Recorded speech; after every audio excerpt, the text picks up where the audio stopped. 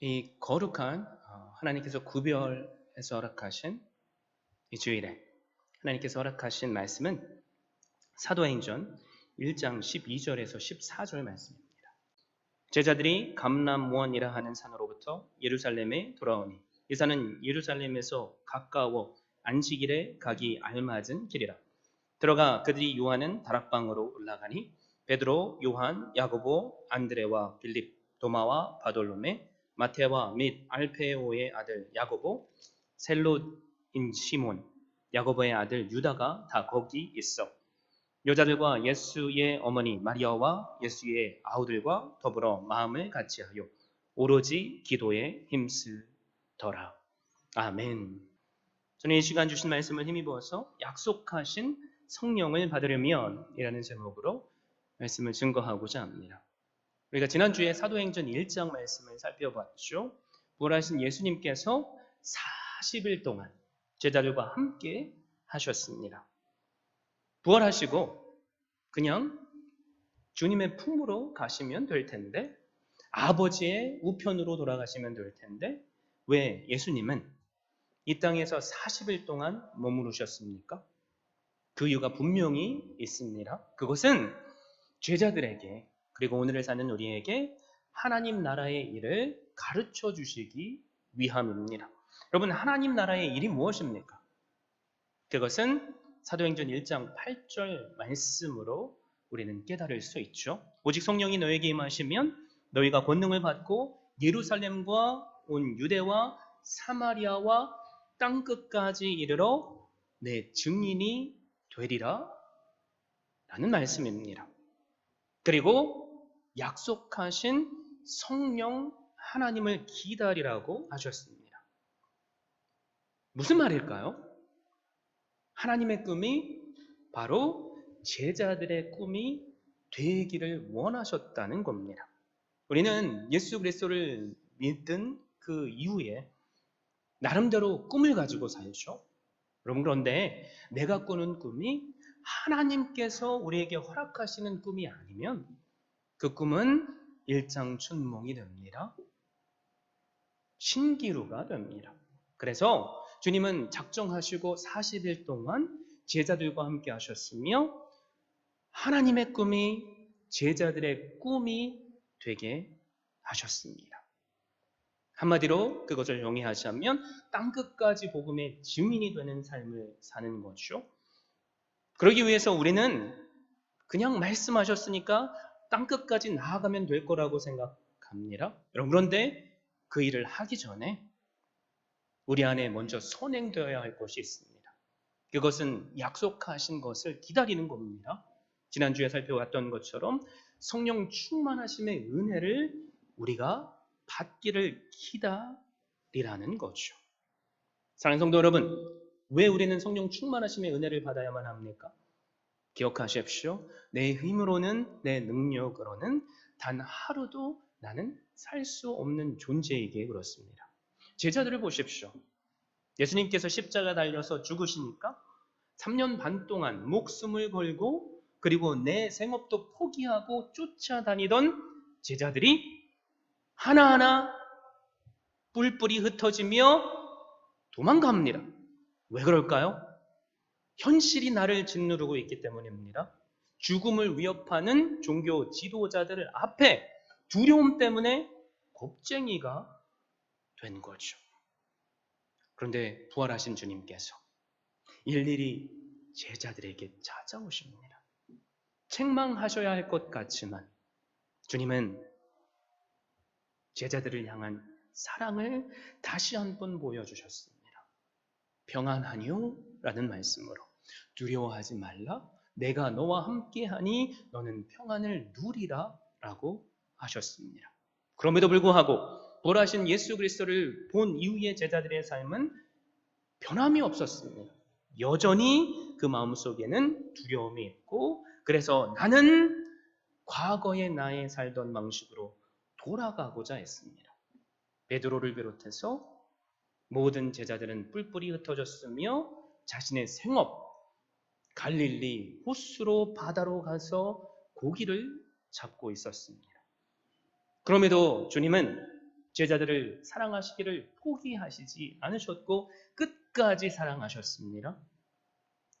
그리고 제자들에게 하나님의 꿈이 바로 제자들의 꿈이 되도록 함께해 주셨습니다. 그리고 그들은 주님의 약속하신 것을 기다리면 됐습니다. 여러분, 우리는 주님을 믿는다고 내가 내 마음대로 하나님의 일을 그래서 하려고 해서는 안 됩니다. 그 전에 우리도 해야 할 것이 있죠. 무엇입니까? 성령 충만하심의 은혜를 받아야만 합니다. 이 시점에서 우리가 그렇다면 성령 충만하심의 은혜를 어떻게 해야지 받을 수 있을까? 그것을 함께 고민하기를 원합니다. 오늘 주신 말씀을 통해서 세 가지 키워드를 여러분께 알려드리겠습니다. 세 가지 단어 꼭 마음에 새기십시오. 첫 번째, 순종. 두 번째, 한 마음. 그리고 마지막 세 번째, 기도입니다. 약속하신 것을 우리가 받길 원한다면 그것이 성령 충만하심의 은혜든지 우리에게 허락하신 하나님의 말씀의 약속이든지 받기를 원한다면 가만히 있으면 안 됩니다. 우리는 가장 먼저 순종해야 합니다. 순종이 약속하신 것을 받는 첫 걸음임을 여러분 기억하십시오. 제자들은 순종했습니다. 그래서 약속하신 성령 충만을 받았습니다. 우리도 마찬가지죠. 그냥 가만히 앉아 있는다고 하나님의 약속이 나에게 떨어지는 것이 아닙니다. 우리는 그 주신 약속의 말씀을 믿고 말씀대로 순종해야만 합니다. 오늘 주신 말씀을 보니까 뭐라고 선포하죠? 12절에 제자들이 감람원이라 하는 산으로부터 예루살렘에 돌아오니 라고 말하죠. 그들이 가장 먼저 한 것이 무엇입니까? 예루살렘을 떠나지 말라라고 하셨음에도 불구하고 두려움 때문에 지금 자신의 과거의 삶으로 돌아가고 있던 중입니다. 그런데 그들은 말씀에 순종해서 약속하신 바로 그 예루살렘으로 돌아왔습니다. 예루살렘으로 돌아오는 것, 뭐가 그렇게 중요할까? 우리는 생각할 수 있죠. 예루살렘으로 돌아오는 것? 쉽게 생각하면 안 됩니다. 내 목숨을 거는 일이기에 그렇습니다. 희생을 각오해야 하는 일이기에 그렇습니다. 결단하지 않으면 안 되는 일이기에 그렇습니다. 예루살렘에 누가 있죠? 예수님을 십자가에 못 박게 한 종교 지도자들이 여전히 두 눈을 시퍼렇게 뜨고 있습니다. 내가 만약 예수 그리스도의 제자로서 예루살렘으로 돌아간다면 나도 예수님처럼 잡혀서 죽을 것을 각오해야 한다는 거죠. 우리 같으면 이거 할 수 있겠습니까? 한번 곰곰이 생각해 보십시오. 우리가 얼마나 많이 하나님의 말씀을 듣고 은혜 받고 또 결단합니까? 그래, 말씀으로 돌아가야지. 날마다 말씀을 묵상해야지. 그래, 말씀의 은혜가 나에게 주어지는 새벽 예배에 모든 예배에 열심으로 참여해야지. 여러분, 그런데 현실은 어떻죠? 나에게 허락하신 일상으로 돌아가면 약속의 말씀이 주어지는 예루살렘, 오늘로 말하자면 예배 자리에 돌아오는 것이 너무 힘듭니다. 때로는 희생해야 하죠. 때로는 결단해야 합니다. 각오 없이는 이루어지지 않는다는 거죠. 여러분, 그런데 오늘 주신 말씀을 통해서 우리가 가장 먼저 깨닫게 되는 것. 제자들은 순종했습니다. 하나님께서 우리에게 허락하신 수많은 약속들의 말씀들이 있죠. 우리 교회에게 허락하신 약속의 말씀, 지난주에 함께 나눴죠. 내가 너희를 통해서 새 일을 할 것이다. 여러분, 제 눈에 하나님께서 우리 교회를 통해서 새로운 일들을 하시는 것이 보입니다. 그래서 얼마나 감사한지 모릅니다. 그런데 그 행하시는 자리에 우리가 함께 있지 않는다면, 순종함으로 따라오지 않는다면 새 일을 행하실 하나님의 은혜를 우리는 받을 수 없습니다. 왜 그럴까요? 하나님은 인격의 하나님이시기에 그렇습니다. 인격의 하나님. 내가 하나님을 무시하고 하나님을 외면하는데 하나님은 구걸하며 제발 이것 좀 받아줘 하시는 분이 아니라는 말입니다. 그래서 우리는 하나님 말씀에 순종해야만 합니다. 그리고 하나님을 간절히 찾아야만 합니다. 간절히 찾는 자에게 하나님은 찾아오시고 만나주시겠다고 약속하셨기 때문입니다. 여러분, 이 시간 주님의 전에 나오셨죠. 얼마나 감사한지 몰라요. 그런데 다른 그 어떤 이유가 아니라 하나님을 갈망하는, 만나기를 소망하는 그 한 사람으로 나오셨기를 바랍니다. 그러면 과거에도 살아서 역사하셨던 하나님께서 오늘 이 시간에 우리와 함께 하시며 살아서 역사하실 겁니다. 육신의 질병으로 고생하시는 분 계십니까? 믿음으로 하나님께 긍휼을 구하십시오. 하나님, 저를 긍휼히 여겨주십시오. 확신합니다. 믿음의 사람에게 치유의 역사를 이 시간에도 일으켜 주실 겁니다. 사랑하는 내 가족을 마음에 품고 백부장처럼 주님 앞에 나오신 분 혹시 계십니까? 사랑하는 아이가 자신의 종이 죽게 되었을 때 믿음으로 나온 그 백부장을 보시고 주님께서 뭐라고 하시죠? 내가 이스라엘 가운데서도 이보다 더 큰 믿음을 가진 자를 만나보지 못했노라. 그리고 그 말씀을 하시는 즉시 주님과 함께 하지 않던 그 종을, 하인을 치유해 주십니다. 누구의 믿음 때문이죠?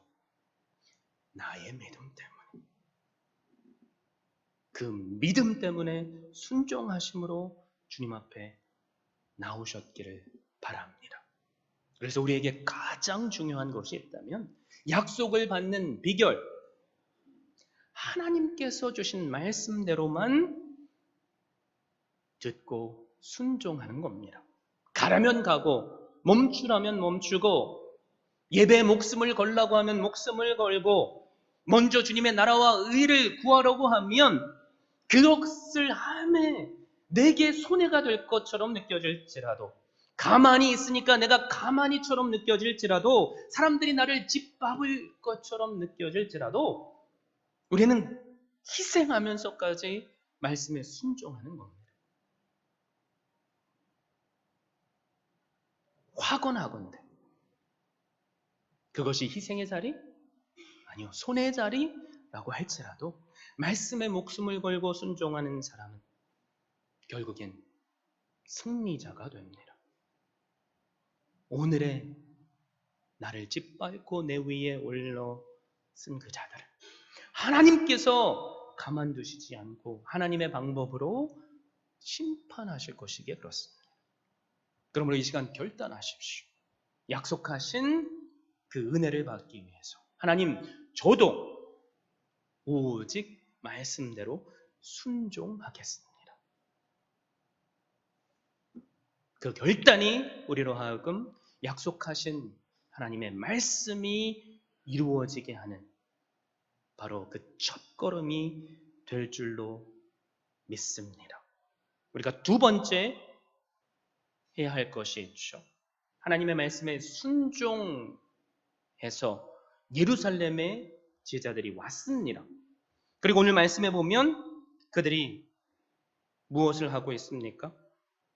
13절에 보니까 들어가 그들이 유하는 다락방으로 올라가니 베드로, 요한, 야고보, 안드레와 빌립, 도마와 바돌로메, 마테와 및 알페오의 아들 야고보, 셀롯인 시몬, 야곱의 아들 유다가 다 거기 있어. 다 거기 있어. 중요한 말씀이죠. 그리고 14절 여자들과 예수의 어머니 마리아와 예수의 아우들과 더불어 마음을 같이하여 중요한 단어입니다. 오로지 기도에 힘쓰니라 라고 했습니다. 말씀에 순종해서 함께 믿음의 공동체들이 다 한 마음으로 주님 앞에 나왔다는 겁니다. 그래서 두 번째, 약속하신 것을 우리가 받기 위해서는 우리는 한 마음을 품어야만 합니다. 여러분, 그런데 착각하지 마십시오.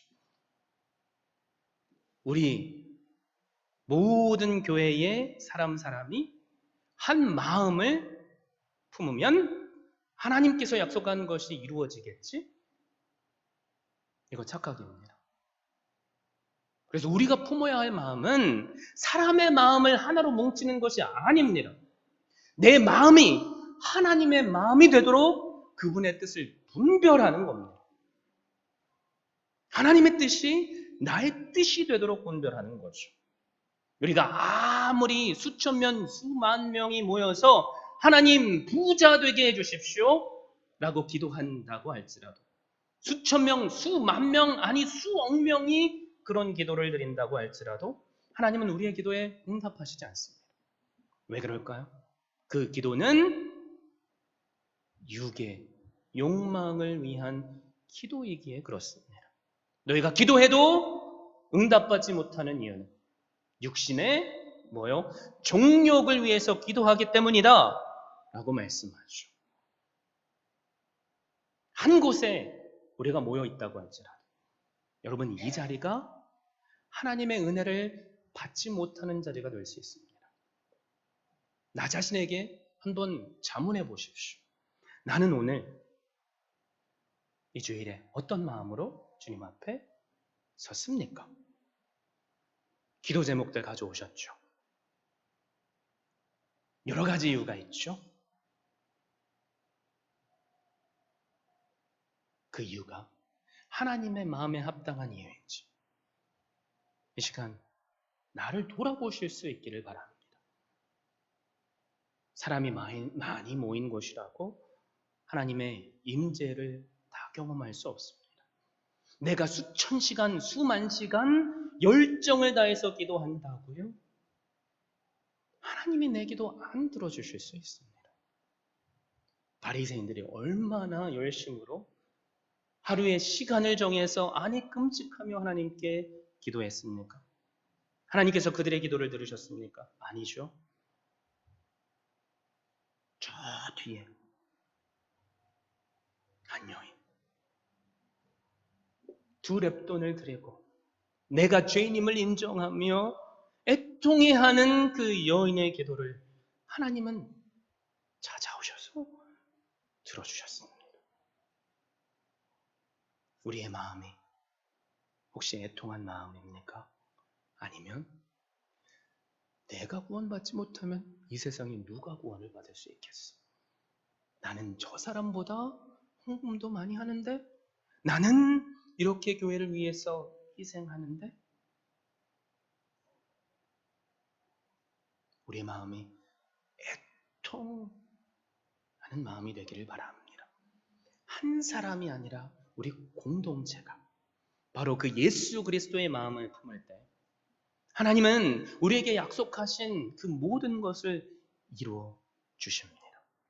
가정 안에서 나 먼저 주님과 한 마음으로 사십시오. 그러면 내 가족이 나의 그 삶을 보고 주님과 함께 동행합니다. 그러면 내 가족이 한 마음을 품을 수 있습니다. 교회에서 하나님의 마음을 품으십시오. 그러면 우리는 다 하나님의 마음으로 은혜를 누릴 수 있습니다. 부흥하기를 원하시죠? 남편과 아내가 싸우는데 남편과 아내가 다른 마음을 품고 있는데 부모와 자녀가 다른 마음을 품고 있는데 그 가정이 부흥하겠습니까? 아니죠. 교회도 마찬가지입니다. 제가 우리 교회에 처음 왔을 때 날마다 부르짖었던 것이 있죠. 하나님, 우리 하나 되게 하여 주십시오. 감사한 것은 4년의 그 눈물로 기도한 그 시간을 하나님께서 외면하시지 않으셨다는 겁니다. 지난주에 예배를 마치고 함께 공동체 훈련을 하는데 진행하면서 제가 온 지 얼마 안 돼서 함께 전체 수련회를 간 적이 있죠. 그 순간과 오버랩이 되는데 저만 그랬나요? 비교가 되면서 제 마음속에 감동이 쓰나미 몰려오듯 몰려왔습니다. 여러분의 얼굴에 여러분은 잘 모르시겠지만 몇 년 전의 모습은 함께 있지만 미소를 찾아볼 수 없었어요. 그런데 지난주에 보니까 여러분의 얼굴에 미소를 짓고 있더라고요. 그걸 보는데 얼마나 행복했던지. 그래서 제가 깨닫게 되는 것. 아, 기다리라고 하신 말씀이 그 의미였구나. 내가 한 게 아니고 하나님께서 놀라운 일을 행하시고 계시구나. 그래서 저는 요즘 내일이 기대가 됩니다. 하나님께서 우리 교회를 통해서 어떤 놀라운 일을 행하실까? 얼마 전에 저의 딸 예인이가 꾼 꿈을 저한테 얘기를 해줬습니다. 꿈에 우리 교회에 하나님께서 많은 영혼들을 보내주시는 그 꿈을 꿨답니다. 그냥 흘려 보낼 수 있는 꿈이겠죠? 근데 그게 하나님의 음성처럼 들렸습니다. 신기하죠? 혹시 여러분이 꾸는 꿈은 제가 꾸는 꿈과 동일합니까?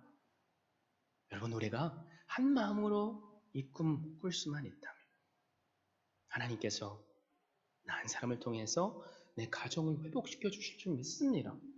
내 비즈니스 그리고 내 교회도 회복시켜 주실 줄 믿습니다.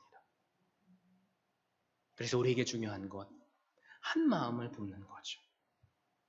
사람의 생각으로 하나가 되는 것이 아니라 주님의 마음이 나의 마음이 되는 것, 주님의 꿈이 나의 꿈이 되는 것, 아버지의 뜻이 나의 뜻이 되는 것. 그 한 마음을 우리가 품을 수 있기를 바랍니다. 순종하는 사람은 함께 모이기를 힘씁니다. 그리고 함께 한 마음을 품습니다. 아버지의 마음이죠. 바로 이것이 우리에게 약속하신 모든 약속의 말씀들이 이루어지는 비결입니다. 그리고 마지막으로 우리가 해야 할 것이 있습니다. 그게 뭐죠? 기도하는 겁니다. 14절 다시 한번 읽어드리겠습니다. 여자들과 예수의 어머니 마리아와 예수의 아우들과 더불어 마음을 같이하여 오로지 기도에 힘쓰더라. 마음을 같이해서 오로지 기도에 힘썼다고 말하죠. 여러분, 지금 함께 모인 그 하나님의 백성들, 하나가 될래야 될 수 없는 조건들이 너무 많습니다. 베드로를 보십시오. 제자들이 다 알고 있죠. 베드로가 예수님을 3번씩이나 부인했다는 것. 오늘날로 말하자면 교회에 하나님께서 허락하신 목회자가 하나님을 부인하고 배신하고 또 교회의 재정을 자기 마음대로 쓰고 이런저런 범죄를 한 것일 수 있죠. 그런 상황에 여러분은 하나가 될 수 있겠습니까? 그런데 이들은 하나가 되었습니다. 왜 그럴까요? 그들은 사람을 의지하지 않았기 때문에 그렇습니다. 여러분, 사람을 보면 실망합니다. 우리가 왜 교회에서 실망합니까? 말씀이 내 마음에 안 와닿아서요? 아니요. 말씀이 내 마음에 안 와닿는 이유가 있다면 교회 안의 관계 문제들 때문일 겁니다. 형제와 자매가 서로 간에 갈등이 있으면 아무리 놀라운 하나님의 말씀이 선포되어져도 그 말씀이 내 마음밭에 안 박힙니다. 내 마음이 돌짝 같기 때문이죠. 여러분, 그런데 형제 자매가 너무나도 사랑스러우면 교회 오고 싶죠. 여러분이 함께 섬기는 목회자가 그냥 좋으면 팥으로 매주를 쓴다고 해도 내기에 달게 됩니다. 왜 그럴까요? 사랑하니까. 사랑하니까. 사실 다른 이유가 없습니다. 함께 모인 공동체, 여성들도 있죠. 당시의 여성은 사람의 취급을 받지 못하던 시대입니다. 그런데 그들은 함께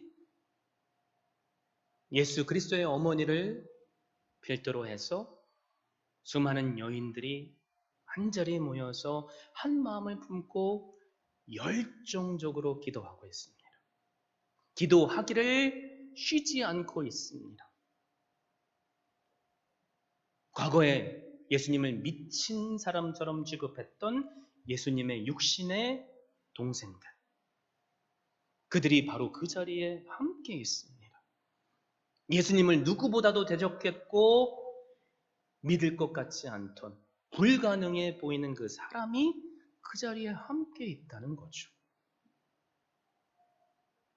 누가 그것을 행해 주셨습니까?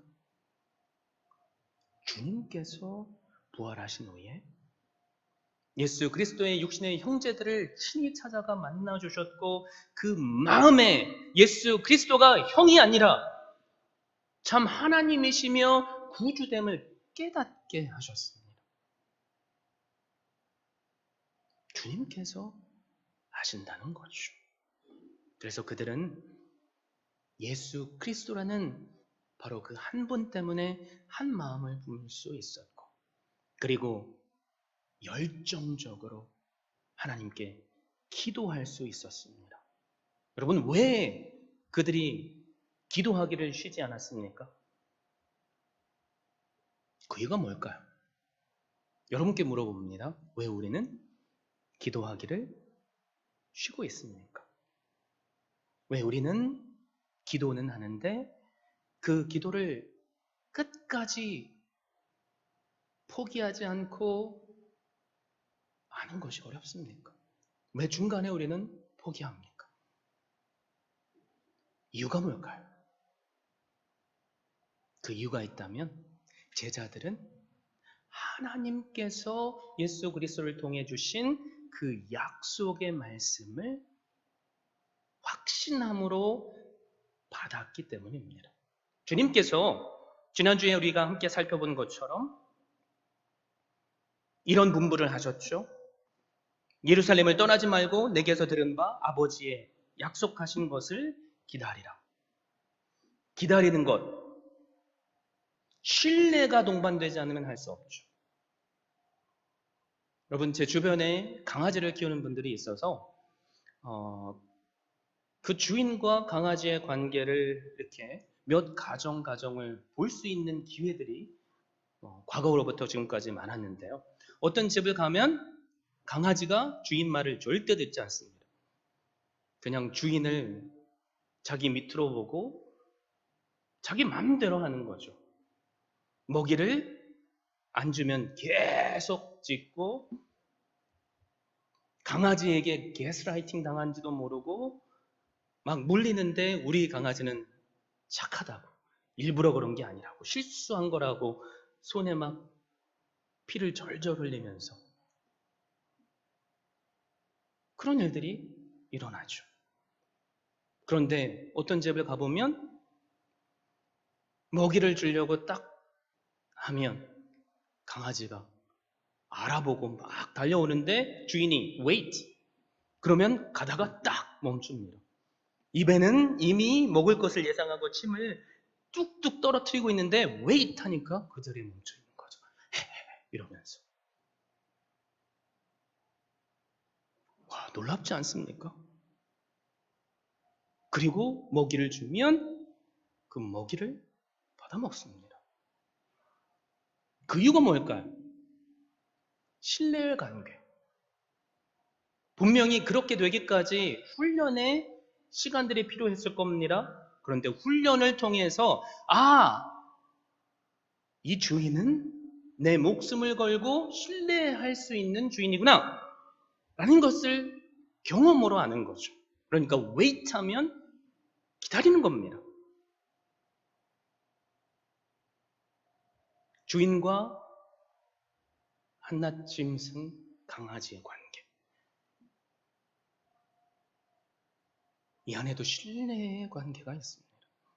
여러분, 그런데 우리와 하나님과의 관계 어떻습니까? 그냥 막무가내로 하나님 앞에 와서 막 어린아이가 떼쓰는 것처럼 그게 열정적인 기도라고 착각하고 막 부르짖는 경우가 있겠죠. 하나님 뜻은 온데간데 없고 그냥 막 하는 경우가 있겠죠. 그런데 믿음이 좋은 분들의 특징은 나의 기도가 아버지의 기도가 되게 기도한다는 겁니다. 하나님의 뜻이 나의 뜻이 되게 하는 기도. 하나님의 비전이 나의 비전이 되는 기도. 그러니까 기다리라고 하시면 기다리는 거죠. 언제까지요? 나에게 주실 때까지 순종하는 거죠. 내 속은 타 들어가고 내 입은 그것을 갖고 싶어서 침을 질질 흘릴지라도 주인을 절대적으로 신뢰하는 강아지이기에 그 자리에 앉아서 기다리는 거죠. 우리도 기다릴 수 있습니다. 하나님과 나와의 관계가 온전히 선다면 말이죠. 나 자신에게 이 시간 한번 자문해 보십시오. 내가 믿는 하나님은 어떤 하나님입니까? 자꾸 희생만 시키는 하나님이십니까? 자꾸 하고 싶지 않은데 무슨 일을 시키는 하나님입니까? 그래서 교회 오는 게 자꾸 부담이 되십니까? 나와 하나님과의 관계를 다시 세우십시오. 그래서 우리는 오늘 주신 말씀처럼 예루살렘으로 돌아가야만 합니다. 우리가 돌아가야 할 예루살렘 뭐죠? 십자가의 첫사랑입니다. 우리는 일상으로 갈 수밖에 없는 존재들이죠. 그런데 우리에게 허락하신 약속의 말씀을 받아 누리기 위해서는 우리는 언제나 첫사랑의 장소인 예루살렘으로 돌아와야만 합니다. 그리고 그분의 십자가를 바라보는 거죠. 그래. 내가 지금 주님을 위해 하는 이 헌신, 이 희생, 주님께서 나에게 베푸신 그 십자가의 사랑과 비교하면 아무것도 아니지. 주님께서 나 한 사람을 살리시기 위해 얼마나 큰 고통을 당하셨는데 옷은 발게 벗겨졌고 침뱉음을 당하고 채찍에 맞아 뼈가 드러나도록 피를 흘리셨음에도 불구하고 주님은 나를 사랑하시기를 포기하시지 않으셨는데 만약에 내가 군중들 가운데 있다면 나도 소리를 지르며 저 죄인을 십자가에 못 박으라고 했을 텐데 주님은 그런 나조차도 아버지 하나님 저들을 용서하여 주십시오. 저들은 자기가 무슨 일을 하는지 모릅니다. 그 정도로 사랑하신 주님. 그 십자가의 사랑을 우리가 깨달을 수 있다면 주일에 교회 오는 거 고민이 안 되겠죠. 주님께 헌신하는 거? 왜 나만 헌신해야 하냐고? 그런 말이 나오지 않겠죠. 내가 지금 서 있는 자리가 손해보는 자리라고 느껴지십니까? 사랑을 담아서 권면드립니다. 주님께 다시 돌아오십시오. 예루살렘으로 다시 돌아오십시오. 그리고 함께 믿음의 형제로 아버지의 마음을 품으십시오. 그리고 언제까지요? 주님께서 나에게 약속하신 모든 것들을 주실 때까지 포기하지 않고 기도하십시오. 그러면 2000년 전에 약속하신 성령을 보내주신 예수 그리스도께서 오늘 우리에게 우리가 붙잡고 있는 그 모든 약속의 말씀을 이루어 주실 겁니다. 나의 기도가 어떻게 하나님과 하나가 될 수 있습니까? 그 비결을 여러분께 알려드립니다. 기도하시는데 내 뜻대로 내 마음대로 떼쓰는 기도하시기보다 정확한 성경의 말씀에 근거를 두고 기도하십시오. 실직하신 분 계십니까? 그러면 하나님 말씀을 붙잡는 거죠. 어떤 말씀입니까? 너는 먼저 주님의 나라와 의를 구하라. 그리하면 너희에게 이 모든 것을 더하시리라. 아무것도 걱정하지 말고 오직 기도로 하나님께 아뢰라. 그리하면 우리가 감히 상상할 수 없는 평안으로 함께 하시리라. 하나님, 여기 성경 몇 장 몇 절에 이 약속의 말씀을 주셨지 않습니까? 하나님, 이 말씀을 의지해서 아버지께 간구합니다. 그 말씀이 나에게 이루어지게 하여 주시옵소서. 그러면 하나님께서 약속하신 것을 예루살렘을 떠나지 않고 한 마음으로 기도함으로 받게 하신 것처럼 오늘 우리에게도 주실 줄 믿습니다. 세 가지 키워드 뭐라고 했죠? 첫 번째 뭡니까? 뭐였죠? 순종하십시오. 두 번째 뭡니까? 한 마음을 품으십시오. 형제 자매 간의 한 마음이 아니라 내가 하나님과 한 마음 품으면 옆 사람에게 내 마음이랑 똑같은 마음 품으라고 하지 않아도 우리는 이미 한 마음이 됩니다. 세 번째 뭡니까? 끝까지 쉬지 않고 오롯이 기도하십시오. 그러면 하나님의 때에 우리에게 약속하신 모든 것을 이루어 주실 줄 믿습니다.